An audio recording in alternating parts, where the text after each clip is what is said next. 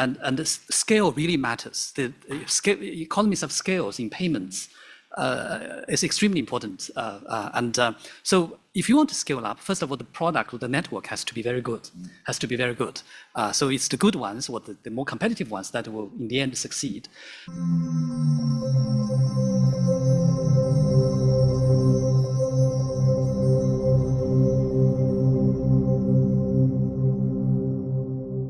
Alrighty, what is going on, everybody? Welcome back to another CYPRX video banger. In today's video, I'm going to prove a multitude of things for you all, including the fact that they are building out a new financial system. Nobody is paying attention to this, and I'm going to show you that in today's video, and that in some way, shape, or form, Ripple and XRP have a hand in this new financial system. Now, I do not believe that Ripple's XRP is the one crypto to rule them all. I'm not a Ripple XRP maxi. I'm just showing you devils in the details, and that Ripple's XRP will play a role in this multilateral digital asset ecosystem where stablecoins, CBDCs, cryptocurrencies, and many other digital assets alike will all coexist in this new financial system that they are building. So with that being said, first, before we get into the nitty-gritty playing video clips for you all, I just want to read to you all what the Bretton Woods agreement system was. So the Bretton Woods Agreement and System was created as a collective international currency exchange regime that lasted from the mid-1940s to the early 1970s. Now, under the Bretton Woods system, gold was the basis for the US dollar, and other currencies were pegged to the US dollar's value. The Bretton Woods system effectively came to an end in the early 1970s when President Richard Nixon announced that the US would no longer exchange gold for the US currency. Now, I want you to take a second and listen. Shout out to Mr. Man. If you don't follow his research, he is a CYPRX researcher. He's always dropping valuable gems on the X space. Go give him a follow. He also has his own YouTube. He went on to post this conference of the OECD suggesting that a new Bretton Woods system is needed for digital finance like DeFi, crypto assets, and CBDCs. And then we're going to roll over to this panel discussion that literally in the bottom left-hand corner says reinventing Bretton Woods. You guys see that right there, okay? The blueprint for the future monetary system. This video was uploaded May 9th, 2024, and only has 514 views. Just to show you all that absolutely nobody is paying attention to this information, considering the fact that there is over 8 billion people on this planet, okay? Just to show you all that not a lot of people understand that this is actually happening. And then we're gonna get into a video clip from the Financial Innovation, Tokenization, New Rails, and Automation Atlantic Council that only has 377 views and was only from November 30th, 2023. So it is still relatively new within the last year. Let's take a second and listen to these reputable individuals confirm that they are building out a new financial system, and that this new financial system and the development of this new infrastructure and ecosystem is going to take time. It is not going to happen overnight. I think that we had, Bretton Woods conference. So I think we really need a sort of new Bretton Woods, I would say, for digital finance, DeFi, for crypto assets, for CBDC, but we surely need that all the actors, and by the way, we have also different international fora dealing with this. And I think it is relevant to study that possibility and to study that realm. But we also need to be aware that building a completely new financial ecosystem based on completely new protocols and systems, it's quite challenging. And it might be the case that we can enhance current financial market infrastructures with new functionalities that are consistent. So what do we do to get there? Well, I think it's to Miguel's point. A lot of limitations are not technical. The technology exists, and it's operating in certain parts of the internet today. Operating is kind of, I'll use that word very loosely, right? Well, not well, depends on who you ask.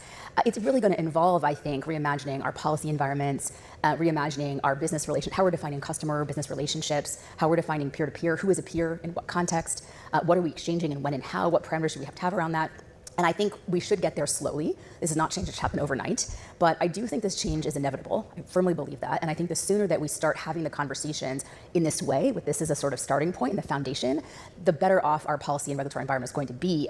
Now, we're going to come back to this video right here from May 9th, 2024. One of the individual representatives, Paul Castillo, is sitting in on this panel discussion for the blueprint for the future monetary system. Keep that in mind, the blueprint. What is the blueprint, ladies and gentlemen? They are literally building out the new financial system. And I want you to listen to what the general manager of the Reserve Bank of Peru says. On this discussion, what does it mean for Peruvian banks in particular? Do you see new opportunities, how it maybe make it easier for them to integrate into the international financial system? Definitely. We suffer the same hurdles that has been already mentioned about the cost, the loan change for transferring money abroad. But not only that was the case for cross-border payments, but also for domestic payments. So we understand very well the cost and complexity. So imagine what it means for a person that earns, let's say, $20 per month to send outside the capital money, and it reaches the half of that amount. I mean, it's really a profound effect on the trust of the system. And at the end, what we have seen in Peru as well is that they use exactly what you just described. So they ask a person they know to take the money, the cash physically to that place because it's too expensive. So with interoperability, we have been reaching zero cost for transactions all around the country for transactions lower than $200. So we think that the impact of that is very, very strong. And so we see the potential for that also for international payments. So cross-border payments, if we could reach some platform, some technology that can smooth out transactions in that way, I think the gains for the society, the gains in terms of efficiency are huge. And I think it's worth to go in that direction. So cross-border payments, if we could reach some platform, some technology that can smooth out transactions in that way, I think the gains for the society, the gains in terms of efficiency are huge. So the general manager of the Reserve Bank of Peru goes on to say, if we could reach some platform or some technology to smooth out cross-border payments, that would be beneficial. Well, let me show you all that this gentleman and the Reserve Bank of Peru, for a fact, knows that Ripple and XRP exist to some extent. We can see this fundamental piece from 2019. Just to show you all that they've been building out this system for some time, labeled leading bank in Peru to adopt XRP for cross-border payments. Now, if that's not enough, let's just show you guys that representatives from the Reserve Bank of Peru have actually talked about Ripple on stage. We can go back to a fundamental piece from all the way back in 2019, and you can see on the X space, Bank from Peru talking about switching from Xcurrent to Xrapid ODL XRP at Ripple Swell. Take a second and listen. And try different things, and we have started working with Xcurrent in that way. And now, after a year of working with Xcurrent, we have decided to move forward this year and use the cryptocurrency to do our transactions. The need that we have found is both our products of either corporate payments or just remittances are outdated. We're not being competitive in the market anymore. There are so many fintechs, especially coming from Brazil or from the US itself, that are targeting Peru as one of their next steps to flourish.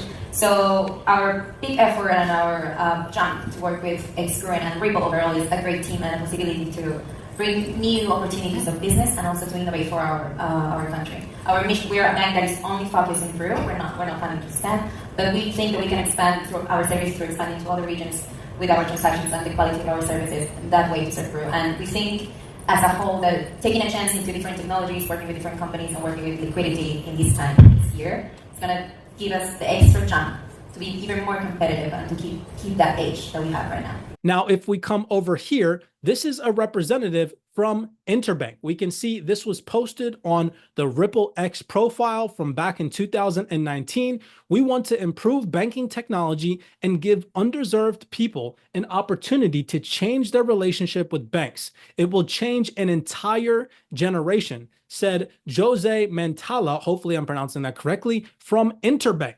And she shares how ODL will help expand the bank's service to customers in Peru. Keep in mind, from an updated video, from 2024 labeled Blueprints for the Future Monetary System with Reinventing Bretton Woods right here in the corner, this gentleman, Paul Castillo, the general manager of the Reserve Bank of Peru, goes on to talk about how if they knew about some technology, ladies and gentlemen, they know about it. They're just not going to flat out tell you to your face. And we can see right here a representative from Interbank. Well, if we head over to the Interbank website, Bank International de Peru, and you have a representative sitting on stage at Ripple Swell back in 2019, talking about ODL, talking about X current, and so on and so forth. You cannot make this up. This just goes to show that in some way, shape, or form, Ripple has its hand in this new financial system. Now, to even further my case, let's take a second and look at more updated information. This is from NPCI International from June 6, 2024. NPC International Payments Limited and the Central Reserve Bank of Peru have announced a partnership to enable the development of the UPI real-time payment systems in Peru. Keep in mind that back in 2019, Ripple, to some extent, was working with leading banks in Peru, and you have representatives from Interbank going on to mention how they're going to be integrating or sharing how ODL can help expand the bank services to customers in Peru. Keep that in mind as we read through this fundamental piece. Now, if we scroll down here, who was sitting in on this panel discussion right here or on this document signing? You can see right down here, Mr. Paul Castillo, General Manager of the Central Bank of Peru. And this is updated from June 6, 2024. This is from May 9th, 2024, where he goes on to say, if we had the technology. This is clear-cut proof that they have the technology, ladies and gentlemen, because what did we see from back in 2017? Ripple is in talks with the NPCI banks for AC transfers globally. Go ahead and smash that thumbs up button and subscribe. You cannot make this up. So this gentleman, for a fact, that just told the world on this panel discussion if they knew about this technology or a platform that they could use. Cross-border payments, if we could reach some platform, some technology that can smooth out transactions in that way, I think the gains for the society, the gains in terms of efficiency are huge. And I think it's worth to go in that direction. For a fact, knows that Ripple to some extent exists. And here is the proof, right? Moving on. Now, it goes on to mention Mumbai and India, and I'm going to show you all how Ripple has its hand deeply integrated into the Indian payment infrastructure. So you can come over here to the NPCI International Payments website and just read a little bit about it. How they are focused on transforming payments across the globe with the use of technology and innovation, and how they will not only enable payments for Indians, but also uplift other countries by enhancing their payment capabilities through technological assistance, consulting, and infrastructure. Now, do you all remember a post that I made to you guys on August 2023, where I said, this is massive. The current population of India is 1.4 billion as of Thursday, August 3rd, 2023, based on the World Dominator Meter elaboration of the latest United Nations data. And Ripple is mentioned in this specific document as a household name in India, okay? So if we scroll up here to the top of this document, Global Economic Outlook, June 2023, who is this from? The Czech National Bank. Again, this is a major institution mentioning Ripple over 3 times in their document from 2023. Well, if we scroll down here, it goes on to talk about how current efforts to improve cross-border payments have been developed in the private sector. Keep that in mind as we move forward and progress throughout this video breakdown. Examples of corporate DLT payment initiatives include RippleNet and Stellar.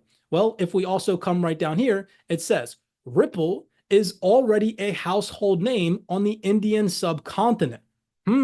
Right? Keep in mind, I just showed you all this updated piece where NPCI, International Payments, and the Central Reserve Bank of Peru, whom we know in some way, shape, or form is integrated with Ripple, has connections with Ripple, have announced a partnership to enable the deployment of the UPI-like real-time payment systems in Peru.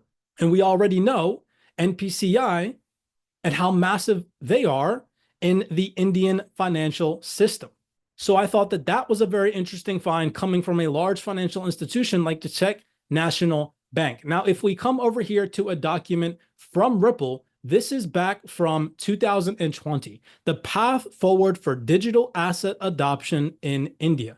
And I want to scroll down here and I want to read you something about the digital asset XRP being utilized as a settlement layer or a bridging mechanism. You can see right here the little tiny infograph where they talk about the digital asset XRP being utilized as a settlement across the XRP ledger. And it goes on to say, all this friction and deadweight cost has negative implications on financial inclusion and financial deepening goals in receive markets like India.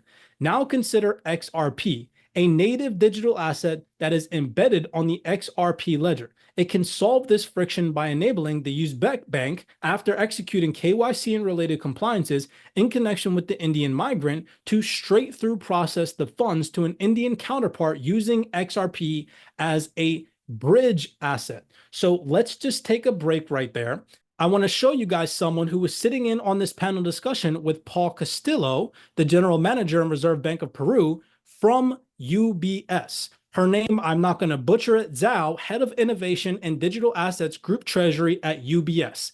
Keep in mind, I'm showing you guys how interconnected Ripple is to this new financial system after having shown you guys that they are for a fact building out a new financial infrastructure.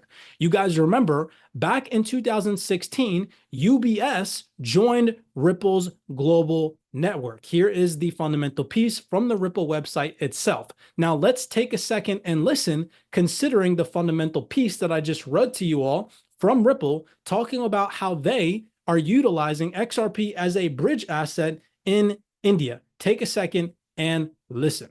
We need to assess the balance of the benefit we can create and also the technology investment in it, because this is going to be a lengthy journey, expensive, et cetera, et cetera. So it's not a small thing. Last but not least, I also want to highlight something not very technical, but I think it's important to bear in mind, right? When we send money within the same bank, UBS client to UBS client, no matter within the same jurisdiction or cross-border, it is not difficult. It can be very fast. And the second, or we call it the semi-cross network complexity, is when UBS clients need to send money to, let's say, Deutsche Bank clients. In this case, Deutsche Bank and UBS, we could have a traditional correspondent relationship. If that is the case, the money is still easy because Deutsche Bank de facto is a UBS client if they use us as their correspondent bank. So that is not too difficult either. The most difficult part is when UBS and the other bank have zero correspondent relationship. And this is the most tricky part. And to make this happen, if we have the mercy of digital currency, we really need a central party to play this orchestrator. So this could be the unified ledger promoted by Project Agora, or it could be a third party or private sector middleman that can guarantee the settlement, the clearing of digital currency in both worlds.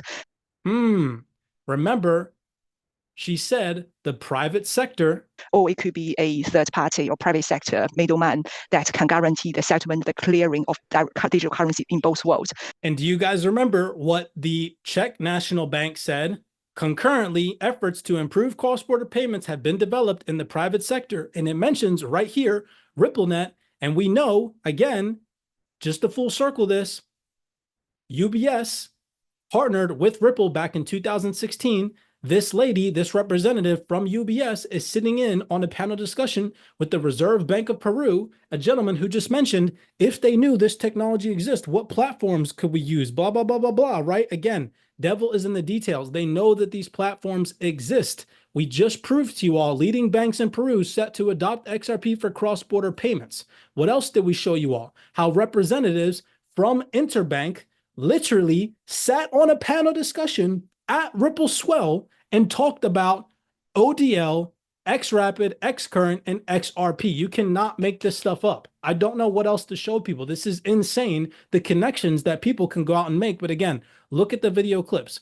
515 people listening to this one. 377 people listening to this one. Nobody is paying attention to this information. To dive even further and show you, again, reverting back to this fundamental piece where they mentioned that Ripple is already a household name on the Indian subcontinent, just to show you how deep this goes. If you just go look at the largest banks in India, for example, Axis Bank or Yes Bank, just as an example, okay? You can see right here, Axis Bank launches Ripple-powered instant payment services for retail and corporate customers. This is a gentleman, the ex-president of Axis Bank, going on to say, while there have been significant innovations in domestic payments, cross-border remittance has seen limited developments. Keep in mind the fundamental piece updated, because this is from 2017. Keep in mind the updated fundamental piece from 2023 from the Czech National Bank says right here, concurrently efforts to improve cross-border payments have been developed by the private sector. Keep in mind what the lady from UBS said about the private sector, right? And you guys can see how this is all coming together. You can see right here, it says, has had significant innovations in domestic payments, cross-border remittances, has seen limited developments. Using APIs and distributed ledger technology, there is an opportunity to radically change the way international payments are handled. We are excited with the potential the technology has to bring to innovative services to the market and help us enhance value to our customers. We also can see right here in 2023, India stepping up in the crypto space as Ripple and Yes Bank lead the way. Yes Bank and Ripple, pioneers of India's digital revolution. Okay, you cannot make this up. It says, in the heart of Mumbai, Yes Bank, one of India's largest institutions, has chosen to embrace this revolution, talking about its Ripple partnership and integration, right?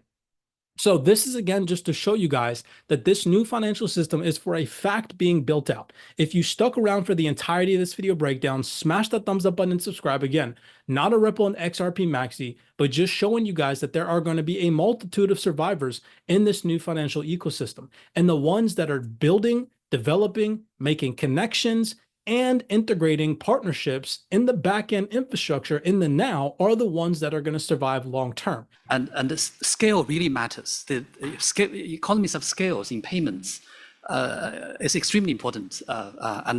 So if you want to scale up, first of all, the product or the network has to be very good, so it's the good ones or the more competitive ones that will in the end succeed. Keep in mind, this is not some moonboy hopium get-rich-quick scheme. This is a long-term investment in the new financial system. Many blessings to you guys. Be cognizant, be aware out there. Make sure that you're doing your in-depth research. Don't get shaken out and lose out on this massive opportunity to participate in this new financial ecosystem by adopting and researching these digital assets. As always, be cognizant, be aware out there, and I'll see you all in the next video breakdown.